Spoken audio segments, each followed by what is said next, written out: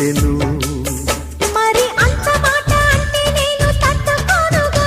నేను గుండె గూటిలోన దాచుకుంటి నేనుగా. శ్వాస నీది నేను నాది, ఇంకా నాకు లేనిదేది. ఎడబాటు లేదు మరి 7 జన్మలకి.